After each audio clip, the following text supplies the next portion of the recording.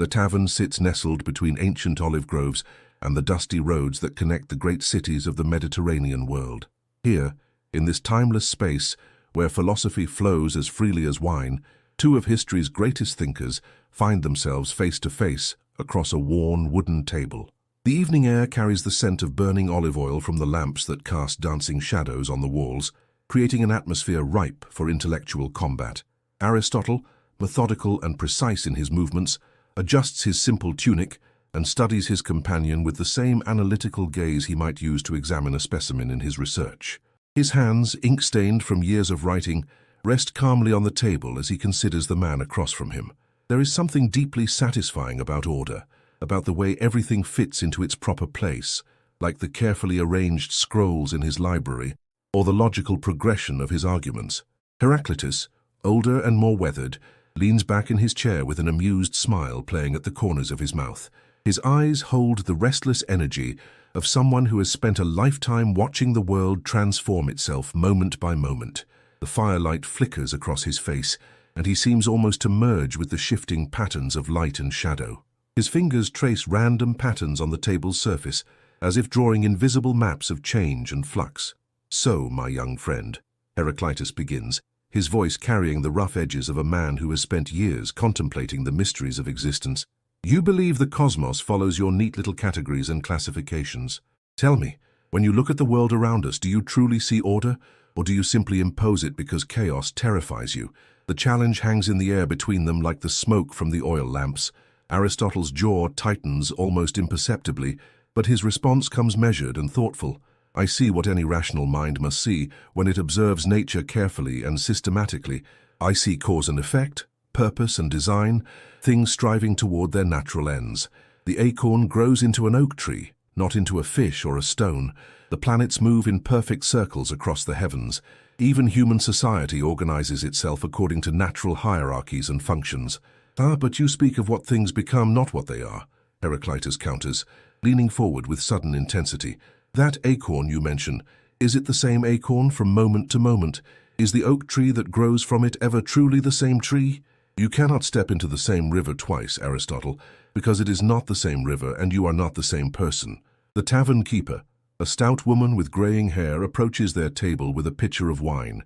She has witnessed countless philosophical discussions in her establishment, but something about these two men suggests tonight will be different. The very air seems to crackle with intellectual tension as she pours their cups and retreats to a respectful distance. Aristotle takes a measured sip of wine before responding, his voice carrying the confidence of someone who has spent years building logical frameworks to understand the world. "But my friend, you mistake surface change for fundamental reality. Yes, the river flows and changes, but it remains a river. It has the essential nature of riverness that defines what it is and distinguishes it from a mountain or a tree. Without these essential natures, without stable categories and definitions, we cannot have knowledge at all. We would be lost in a chaos of pure becoming with no being to ground it. And perhaps," Heraclitus says with a knowing smile, "that is exactly where we should be. Perhaps your precious order is nothing more than a comforting illusion we create to avoid facing the beautiful, terrible truth that everything is in constant flux. The unity of opposites, life and death, hot and cold, wet and dry, this is the real harmony of the cosmos, not your static perfection, but the dynamic tension that keeps everything in motion." The fire in the hearth crackles and pops, sending sparks up the chimney like tiny stars being born and dying in the space of heartbeats. Both men pause, watching the flames dance and transform, each seeing in the fire a reflection of their own understanding of reality. The evening is young and the battle of ideas has only just begun. Two titans of thought, separated by generations but united in their passionate pursuit of truth, prepare to dig deeper into the fundamental nature of existence itself. The wine flows, the flames dance, and somewhere between order and chaos, between being and becoming, the truth waits to be discovered. Aristotle sets down his wine cup with deliberate care, the gesture itself a demonstration of the precision and intentionality that governs his understanding of the world. His eyes reflect the steady flame of the oil lamps as he begins to build his argument like a master architect, laying the foundation of a great temple. "Let me show you something, Heraclitus," he says, extending his hand toward the flame that flickers between them. You see chaos and constant change, but observe more carefully. This flame requires fuel, air, and heat to exist. Remove any one of these elements, and the flame ceases to be. It has specific requirements, follows natural laws, serves a purpose. It provides light, warmth, the means to cook food. Everything in nature operates according to such principles. He pauses, letting his words settle like carefully placed stones in the foundation of his argument. Around them, the tavern continues its quiet evening rhythm, the soft murmur of other conversations, the gentle clink of pottery, the rustle of cloth as patrons shift in their seats. Yet at their table, the very nature of reality hangs in the balance. Consider the human body, Aristotle continues, his voice gaining strength and conviction. The heart beats not randomly, but in a rhythm that sustains life. Blood flows through vessels designed for specific purposes. The lungs expand and contract according to the body's needs. Every organ has its proper function, its role in the greater whole. This is not accident or chaos, this is magnificent order, expressing itself through form and purpose. Heraclitus listens with the patience of a man who has heard such arguments before, but his eyes never stop moving, following the shifting patterns of shadow and light across the table, the subtle changes in his companion's expression, the endless tiny transformations that most people never notice. "You speak beautifully of functions and purposes," he replies, his voice carrying an undertone of gentle mockery. "But tell me, where do these purposes come from? Who or what assigns them? You create a grand design where none exists, my friend. The heart beats, yes, but not because it chooses to serve some cosmic plan. It beats because the conditions that sustain that beating exist in this moment. Change those conditions, and the beating stops. The heart that beats in your chest now is not the same heart that beat there yesterday. Every beat is a small death and rebirth." Aristotle's brow furrows slightly, but his composure remains unshaken. He has faced such challenges to his thinking many times, in the Lyceum where he taught, in debates with other philosophers, in the quiet moments of his own reflection when doubt crept in like morning mist. "But this is precisely my point," he responds, leaning forward with renewed intensity. "The heart may change its material composition over time, but its form, its essential nature as a heart, remains constant.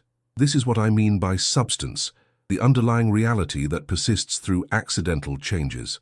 A man may grow tall or short, fat or thin, young or old, but he remains essentially human. His form, his soul, his defining characteristics persist." "But you assume too much," Heraclitus counters, his fingers drumming a complex rhythm on the wooden table. "You assume that because we use the same word, heart, man, human, that these words refer to something permanent and unchanging. But language itself is a flowing river. The word human meant something different to your grandfather than it means to you, and it will mean something different to your students than it means today. Even as we sit here debating, the meanings of our words shift and flow like water around stones." The tavern keeper approaches again, this time bringing a plate of olives and bread. She sets it between the two men with a knowing smile, as if recognizing that great intellectual battles require sustenance. The simple act of eating becomes, in this moment, another point of philosophical inquiry. Aristotle picks up an olive and holds it toward the lamplight. "Look at this olive. It grew from a tree that knew in some sense how to be an olive tree. It knew to put down roots, to reach toward the sun, to produce fruit in its season. This knowledge, this inherent purposiveness, is what I call entelechy, the active principle that guides things toward their proper fulfillment. The cosmos itself operates according to such principles, guided by the unmoved mover toward ever greater perfection and order." "And yet," Heraclitus responds, taking a piece of bread and watching the crumbs fall to the table like tiny fragments of his philosophical position, "that olive tree you speak of so reverently is also the site of constant warfare. Its roots compete with other plants for nutrients. Insects attack its leaves. Weather threatens its survival. Seasons demand its constant adaptation. The very act of producing fruit depletes its resources and brings it closer to death. Where is your perfect order in this eternal struggle?" The night deepens around them, but neither man shows any sign of fatigue. They are warriors engaged in the most ancient of human battles, the fight to understand the true nature of existence itself. Heraclitus rises from his chair with fluid grace, moving to the small window that overlooks the moonlit countryside beyond the tavern. The gesture is not dramatic, but purposeful, a man positioning himself to better see and feel the world he describes. Shadows dance across his weathered face as he speaks, his voice carrying the rhythm of someone who has spent countless nights watching the world transform itself. "Come here, Aristotle," he says, beckoning to his companion. "Look out at the world and tell me what you see." Aristotle joins him at the window, his more formal bearing a stark contrast to Heraclitus's relaxed stance. Outside, the landscape spreads before them in shades of silver and black, olive groves swaying in the night breeze, a distant stream catching fragments of moonlight, hills rising and falling like the breath of some sleeping giant. "I see the eternal and unchanging," Aristotle says after a moment of observation. "The same constellations that guided Odysseus, the same moon that has watched over countless generations. The olive trees follow the same patterns of growth their ancestors followed. There is comfort in this continuity, this evidence that despite surface changes, the fundamental order of things remains constant." Heraclitus laughs softly, the sound carrying no mockery but rather the gentle amusement of a teacher watching a student miss an obvious point. "But you see only what you expect to see, my friend. Those stars you call eternal, they are racing through space at unimaginable speeds, burning fuel that will one day be exhausted. The patterns they form change over vast spans of time. What seems permanent to us is merely change happening at a scale we cannot easily perceive." He points toward the stream visible in the distance, its surface catching the moonlight like scattered diamonds. "That stream has been flowing since before either of us was born, and it will flow long after we are dust. Yet it is never the same stream. The water that passes now will be in the sea tomorrow, replaced by water from distant mountains, carrying new sediments, new life, new possibilities.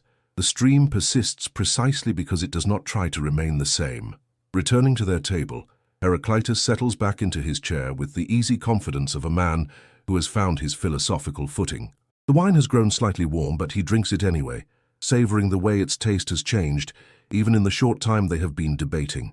"This is what you fail to understand about order," he continues, his voice taking on a more serious tone.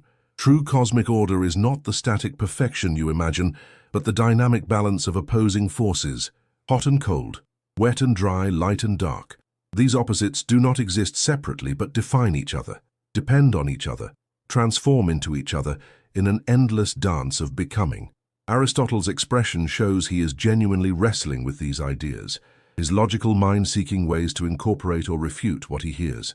But without stable definitions, without fixed points of reference, how can we have any knowledge at all? If everything is constantly changing, if hot can become cold and light can become dark without warning, then we cannot predict, we cannot plan, we cannot build anything lasting. "Ah, but we can," Heraclitus replies with growing excitement, as if approaching the heart of his argument. "We simply need to understand the logos, the rational principle that governs change itself. Change is not random or chaotic. It follows patterns, rhythms, natural cycles. The seasons change, but they follow a predictable sequence. Day becomes night, but we can calculate when and how. Even human emotions follow patterns. Love transforms into indifference, joy cycles into sorrow, but these transformations have their own logic." He reaches across the table and gently moves Aristotle's wine cup a few inches to the left, then a few inches to the right, then back to its original position. "See, change and stability are not opposites but partners in a cosmic dance. The cup moves but returns. The river flows but remains.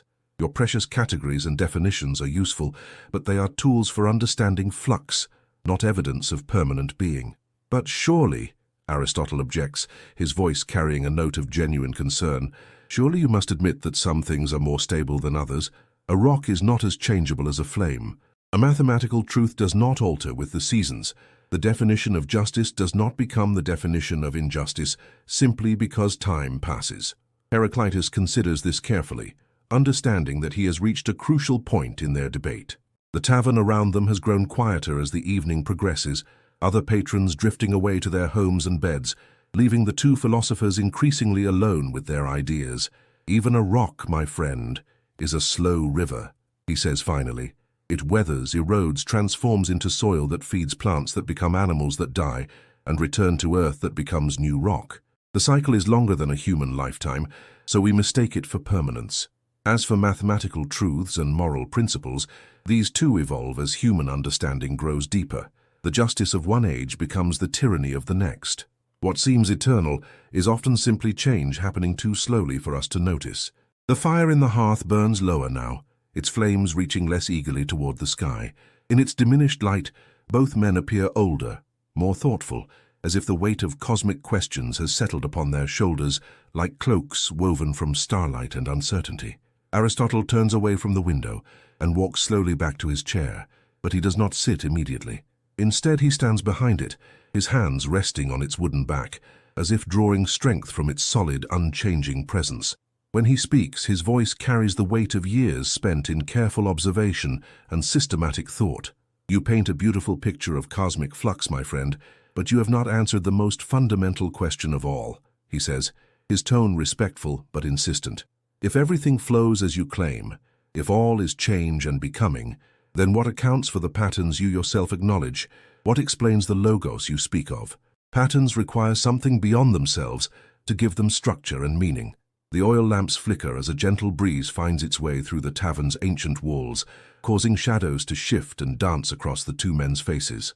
Aristotle takes this momentary disturbance as an opportunity to gather his thoughts, organizing them with the same methodical precision he might use to classify the species in his natural histories. Consider the growth of a plant, from seed to mature organism, he continues, finally taking his seat but maintaining his earnest, forward-leaning posture. You would have us believe this is mere flux, but I see something far more profound. The seed contains within itself the potential for what it will become. It does not grow randomly into any form whatsoever, but specifically into the kind of plant encoded in its essential nature. This is entelechy, the inner principle that guides each thing toward its proper fulfillment. Heraclitus listens with the attention of a man who has spent his life trying to understand the cosmic principles his opponent now challenges, but his fingers continue their unconscious tracing of patterns on the table's surface, as if his body itself cannot stop demonstrating the constant motion he believes underlies all existence. The acorn becomes an oak tree, never a pine or a rose, Aristotle presses on, his conviction growing stronger with each word. The human child grows into a human adult, not into a fish or a bird. The planets move in their courses with mathematical precision that allows us to predict eclipses years in advance. This is not chaos or mere flux. This is evidence of an intelligent design operating throughout the cosmos. He stands again, unable to contain his intellectual energy, and begins to pace the small space beside their table. And what could account for such universal order, except an ordering principle that is itself beyond change? What I call the unmoved mover, the pure actuality that draws all things toward their proper ends, without itself being moved or changed by anything else. But you create a mystery to solve a mystery, Heraclitus responds, his voice carrying the calm assurance of someone who has wrestled with these same questions and found different answers. You posit this unmoved mover to explain order, but then you must explain the unmoved mover itself. Where does it come from? Why does it exist rather than not exist? How does something unchanging interact with a world of change without itself changing? The question hangs in the air between them like incense, heavy with implications. Aristotle pauses in his pacing, and for a moment uncertainty flickers across his features like candlelight reflected in still water. The unmoved mover requires no explanation beyond itself, he says finally, but his voice lacks its earlier confidence. It is pure form, pure actuality, the necessary being upon which all contingent existence depends. Just as every chain of reasoning must begin with first principles that cannot themselves be proven, every chain of causation must begin with a first cause that is itself uncaused.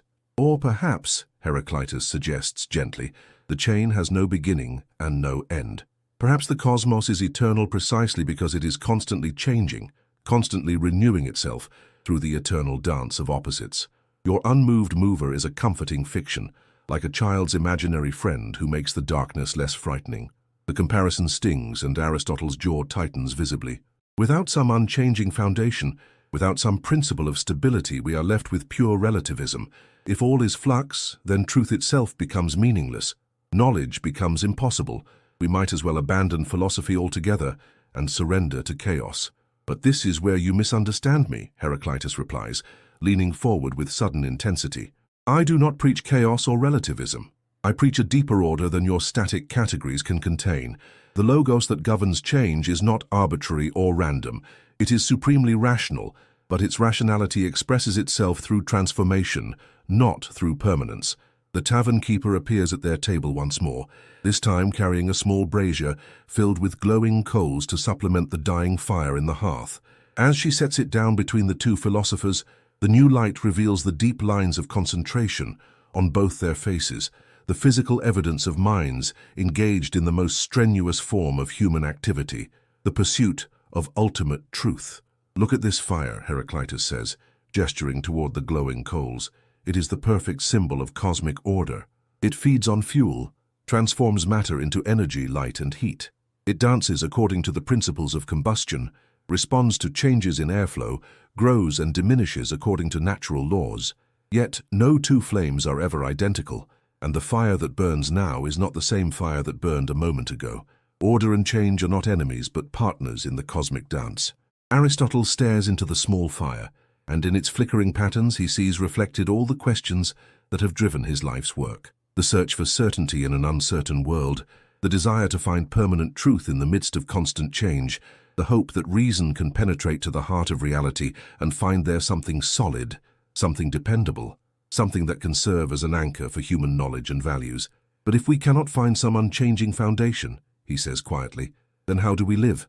How do we make moral choices? How do we build societies that last beyond a single generation?"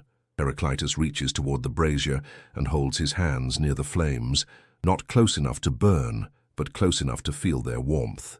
His weathered fingers catch the light, revealing years of wear and work, the physical evidence of a life spent in constant engagement with the world, rather than in abstract contemplation. "You ask how we live if nothing is permanent," he says, his voice taking on a gentler tone as if he recognizes the genuine concern behind Aristotle's question. "But consider this, what if impermanence is not a problem to be solved, but the very condition that makes life meaningful? What if change is not the enemy of value, but its source?" The flames dance between his cupped hands, and he watches them with the absorbed attention of someone reading a sacred text. A piece of music is not beautiful because its notes are permanent. Quite the opposite. Music exists only in time, only through change, only in the movement from one note to the next. If a single note were held forever, it would not be music, but merely noise. The beauty lies in the transitions, the tensions, the temporary harmonies that arise and dissolve and arise again. Aristotle listens despite himself, drawn into the metaphor even as his logical mind searches for flaws in the reasoning. The comparison troubles him because it contains an undeniable truth. Music does exist only through time and change, and yet it clearly has structure, pattern, meaning. "Human life is the same," Heraclitus continues, his voice growing stronger as he develops his theme. "A life without change would not be human life at all. We value courage precisely because it exists in contrast to fear. Love has meaning only in relation to loss. Joy shines brightest against the background of sorrow. The very opposites you want to separate and categorize are actually partners in creating the unity we call existence." He lets his hands fall back to the table and fixes Aristotle with a direct gaze. "You speak of moral choices as if they required permanent principles, but morality lives in the tension between competing values. Justice and mercy, individual freedom and social responsibility, truth and kindness. These opposites do not cancel each other out, but create the dynamic field within which genuine moral action becomes possible." "But surely," Aristotle objects, though his voice lacks its earlier certainty, "surely some principles must remain constant or we lose all grounds for distinguishing between right and wrong. If justice can become injustice and truth can become falsehood, then Hitler and Socrates become equally valid, and we have no basis for preferring one to the other." The reference surprises Heraclitus, who has never heard the name Hitler, but he grasps the intent behind the comparison, the fear that moral relativism leads inevitably to moral nihilism. "Again, you misunderstand me," he replies with patient intensity. "I do not say that all positions are equally valid or that moral distinctions are meaningless. I say that moral truth emerges from the dynamic interaction of opposites, not from the static application of fixed rules. The wise person learns to navigate the tensions, to find balance within flux, to act appropriately in each unique situation, rather than mechanically following predetermined formulas." The tavern around them has grown very quiet now. Most of the other patrons have departed, leaving only the soft sounds of settling wood and distant night sounds filtering through the windows. The intimacy of the setting adds weight to their words, as if they are not merely debating abstract principles, but wrestling with the very foundations of how human beings should live. Consider the relationship between a parent and child, Heraclitus suggests, his voice taking on a more personal tone. The parent must provide both security and challenge, both protection and freedom, both guidance and independence. These seem like contradictory requirements, but wise parenting learns to hold them in creative tension. Too much security creates weakness. Too much challenge creates fear. The art lies in finding the dynamic balance appropriate to each moment. Aristotle finds himself nodding despite his philosophical disagreements. His own relationships with his students have taught him similar lessons: the need to provide structure while encouraging independent thought, to correct errors while nurturing confidence, to push toward excellence while accepting human limitations. "But this only proves my point," he says, though with less conviction than before. Good parenting requires practical wisdom, phronesis, which is itself a stable virtue, a reliable capacity for making sound judgments. Without some consistent character traits, without some dependable moral compass, how could anyone learn to navigate these tensions you describe? Practical wisdom is not a static possession, but a living capacity that grows through experience, Heraclitus responds. It is more like learning to swim than like memorizing a list of rules. The swimmer does not fight against the water, but learns to work with its fluid nature. The wise person does not fight against change, but learns to dance with it. He pauses, seeming to listen to the night sounds beyond the tavern walls, the distant hoot of an owl, the whisper of wind through leaves, the far-off sound of water flowing over stones. Your categories and definitions are useful tools, my friend, but they are means, not ends. They help us navigate the flux, but they should not blind us to the flux itself. A map is useful for crossing terrain, but the map is not the territory. The territory is always more complex, more alive, more surprising than any map can capture. The small fire in the brazier burns lower, its flames reaching less eagerly toward the darkness above. In its diminishing light, both philosophers appear older, more thoughtful, as if the weight of their discussion has settled upon them like dust from ancient roads. And perhaps, Heraclitus adds softly, this is where true wisdom begins, not in the accumulation of fixed knowledge, but in the cultivation of flexible responsiveness to the world as it actually is, rather than as we think it should be. The night has deepened around the tavern, and the last of the other patrons has departed, leaving only the tavern keeper cleaning quietly in the background, and the two philosophers still seated across from each other. The brazier between them has burned low, its coals glowing like small red stars against the gathering darkness. Neither man shows any sign of wanting to end their conversation, as if they both sense they are approaching something important. Aristotle sits in contemplative silence for several long moments, his analytical mind working through the implications of everything they have discussed.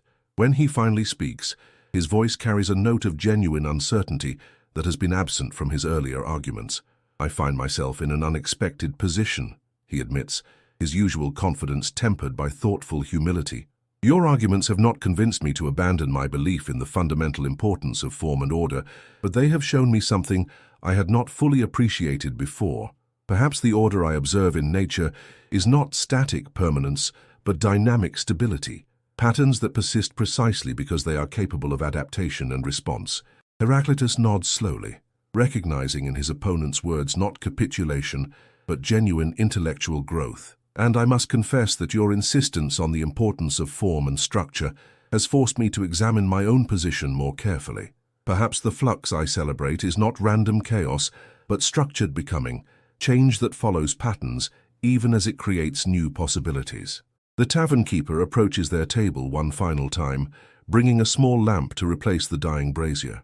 As she sets it down, the new light reveals the profound exhaustion and equally profound satisfaction on both men's faces. They have pushed each other to the limits of their thinking, and both have been changed by the encounter. "You know," Aristotle says, watching the steady flame of the new lamp, "this fire you have used as your symbol tonight embodies something paradoxical.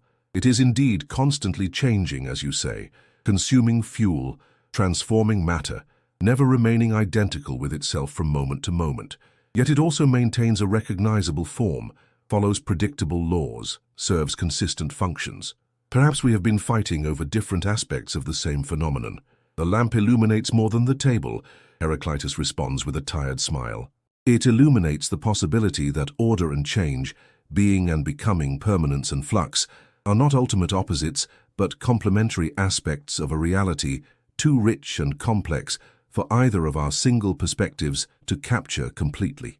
They sit in comfortable silence for a while, each lost in his own thoughts, but somehow more connected than they had been at the beginning of the evening. The intensity of their debate has created a bond between them, the kind of intellectual intimacy that can only exist between minds that have genuinely engaged with each other's deepest convictions. "I think," Aristotle says eventually, "that we may have been asking the wrong question from the beginning.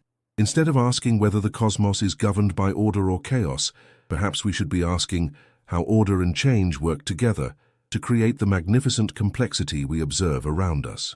Yes, Heraclitus agrees, and perhaps the ancient wisdom traditions that speak of harmony arising from tension, of unity emerging from the interplay of opposites, have been pointing toward a truth that transcends our either-or categories.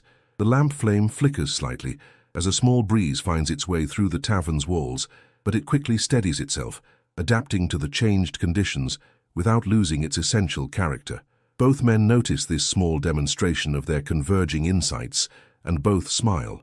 "Of course," Aristotle adds with returning intellectual vigor, agreeing that both perspectives capture important truths does not solve all our philosophical problems. We still need to work out the details of how form and flux interact, how stability emerges from change, how patterns persist through transformation. "Naturally," Heraclitus responds, his own energy rekindling at the prospect of further intellectual challenges. "But perhaps that work is better done by minds that recognize the legitimacy of both approaches rather than by those who see only one side of the cosmic dance." The tavern keeper appears beside their table, clearing her throat gently to get their attention. "Forgive me, honored guests, but the hour grows very late and I must close the tavern soon. Perhaps you would like to continue your discussion tomorrow evening." Both philosophers look up at her with expressions of surprise, as if they had forgotten that the world beyond their debate continued to exist. The spell of intellectual combat begins to lift, replaced by awareness of tired bodies and the practical needs of daily life. "Tomorrow evening it is," Aristotle says, rising stiffly from his chair. "Though I suspect we will find ourselves debating new questions rather than resolving old ones. The best conversations are those that end with more questions than they began with," Heraclitus replies, also standing and stretching muscles cramped from hours of intense discussion. "Questions are the seeds of wisdom, and wisdom, like everything else in this cosmos of ours, grows only through change." As they prepare to leave, both men pause for one last look at the lamp flame that has served as their unwitting teacher throughout the evening. In its simple presence, neither fully permanent nor completely chaotic, they see reflected something of the mystery they have spent the night exploring, the profound question of how being and becoming, order and change, work together to create the world they share. The two philosophers step out into the cool night air, their minds still buzzing with the energy of intellectual combat, but their bodies grateful for the movement after hours of intense sitting and debating. Above them, the stars wheel in their ancient patterns, appearing eternal and unchanging from the perspective of human lives, but actually racing through space in a cosmic dance that would dwarf even their philosophical ambitions. Aristotle pulls his cloak more tightly around his shoulders and looks up at the familiar constellations. "You know," he says thoughtfully, "in all our debate about permanence and change, we may have overlooked something crucial. The very fact that we can have this conversation, that we can use language to communicate complex ideas, suggests that some things must remain stable enough to serve as the foundation for shared understanding." Heraclitus follows his gaze upward, but where Aristotle sees patterns and permanence, he continues to see motion and transformation. Or perhaps language itself demonstrates my point perfectly. The words we have used tonight, order, chaos, being, becoming, these same sounds have carried different meanings for different peoples across the centuries. Language lives precisely because it changes, adapts, grows, responds to new experiences and insights.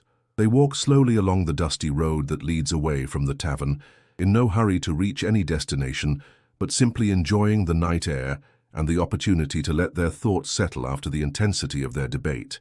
The moon hangs low in the western sky, and in its silver light the olive groves around them seem to whisper secrets about time and change and the patient endurance of growing things.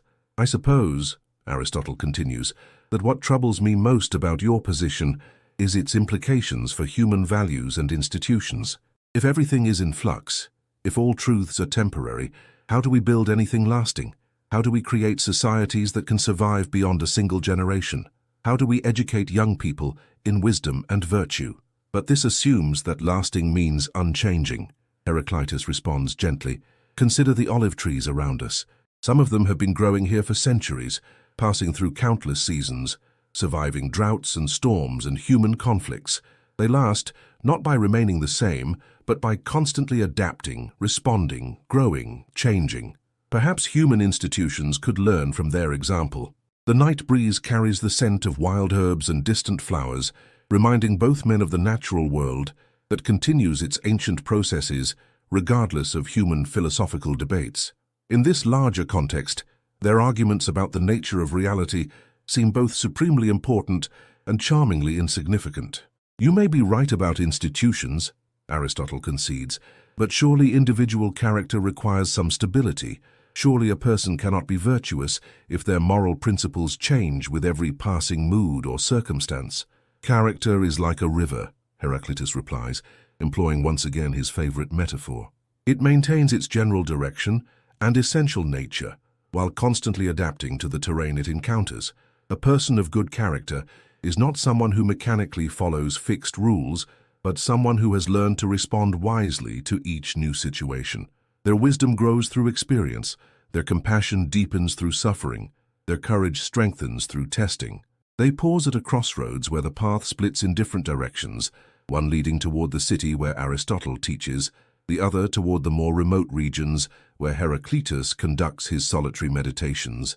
The physical separation mirrors the intellectual journey they have traveled together, starting from opposing positions but finding unexpected common ground along the way.